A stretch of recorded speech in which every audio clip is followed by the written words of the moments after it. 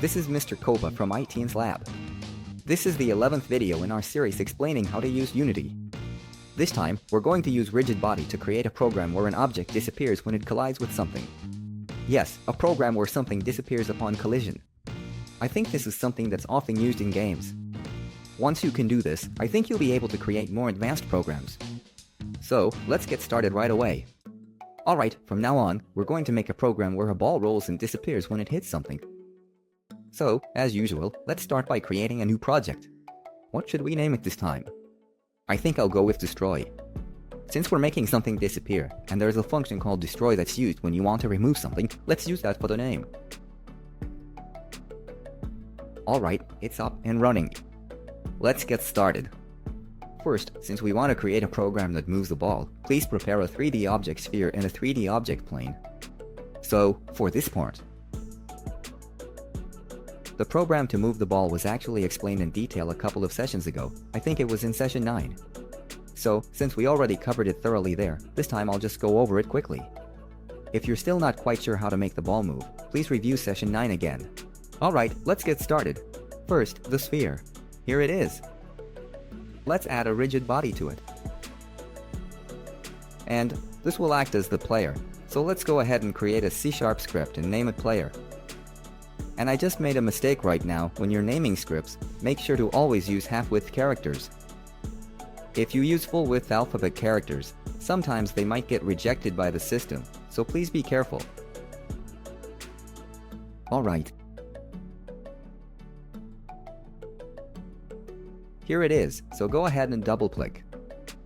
Also, there's one more thing to be careful about. Like just now, if you mess up creating the file name even once, the class name here will end up being different.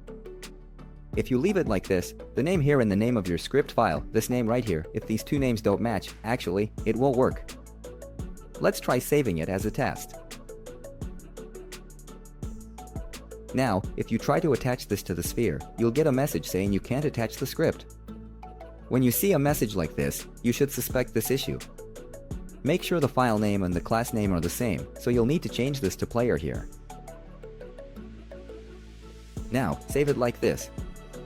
Let me try attaching it again. Sorry, it still didn't work.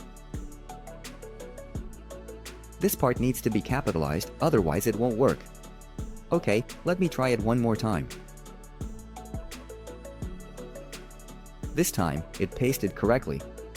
The file name and the class name now match perfectly, so I was able to paste it.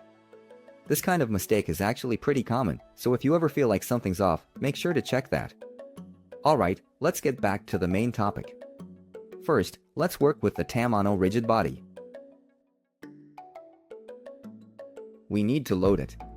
Let's call it player RB. We'll use that as the name. Okay, and then, in the void start section, set player RB equal to get component. Rigid body.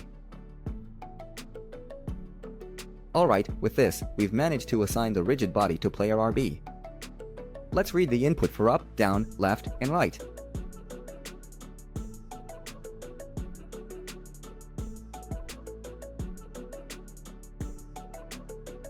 Alright, so this means the right arrow key was pressed. And when the right arrow key is pressed, we add a force to the right to the player's RB, this rigid body, like this. And then, we'll be doing this in 4 directions, so turn on the lights. Rewrite to left. And next, for the up arrow key,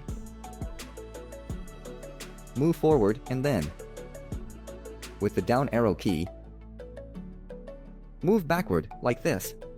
Alright, that's all set. Now, let's save and check how it works.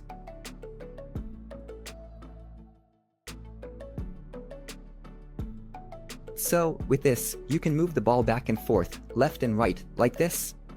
Okay, now, from here, I'd like to work on making it so that the ball disappears when it actually collides with something. Alright, so, I feel like this area is a bit too small, which isn't ideal, so let's make the scale of this plane a little bigger. Maybe about 5 times larger on the X and Z axis. Okay, now it's gotten pretty big. Next, let's create a 3D object, a cube, to serve as the object the ball will collide with. Alright, since it might overlap with the camera, I'll move it a little to the side. So, I'll set it up like this. Let me try playing it back for a moment. When you roll this ball, it will bump into the cube like this. Just like that. Actually, this works kind of like the rigid body feature. So, objects with a rigid body attached will behave like this. Sorry, I'm not controlling it very well right now. Like this, yes, it bumps into it with a little tap. There are various ways to describe this, like collision detection and so on, but for beginners, don't worry too much about the details. Just remember that when you add a rigid body, objects will bump into each other like this. Alright, now let's move on to the cube. I'd like to create a program so that when the ball hits the cube disappears. Now, let's create a new C# script. This time, let's name it cube. Alright, so this is the script for the cube. To make it disappear when it gets hit, you write it like this. Right here. Write it outside the curly brackets of the void update function, right here, in this spot. Be careful about where you write it. Okay, so when you type on C, a list will pop up like this. From that list, select on collision enter and press enter, and it will look like this. So, this is what you get. What does this mean? It means when a collision happens. Right here. Now, what do you want to happen when a collision occurs? You write the program for that here. For example, if you want it to disappear when it collides, you use destroy game object like this. This is the one. The game object. This is how you make it disappear. Now, we've created a program where the object disappears when it collides. Let's save it and take a look.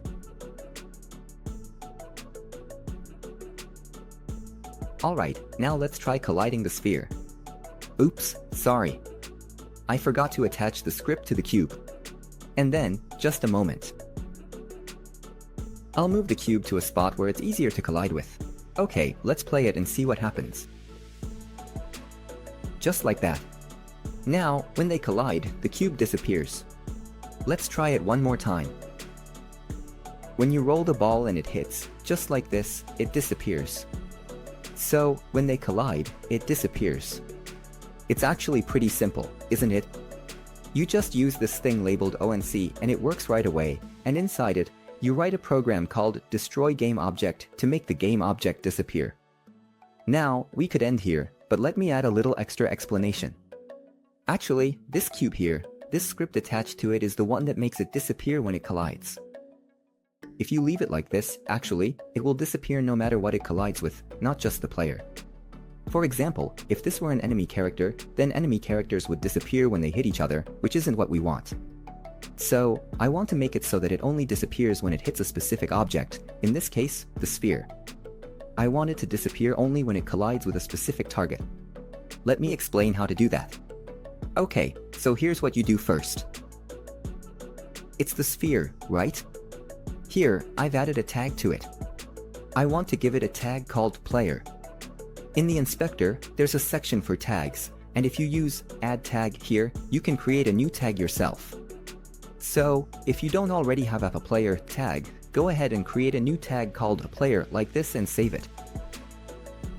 Then, yes, right here. Now, from the tag section of this sphere, you should be able to select the player tag, so let's assign the player tag to it. Alright, and once you assign this tag, there's a good reason for it. Okay. You write it like this here. If collision.gameObject.compareTag player. So, what does this mean? Well, it checks the object you collided with.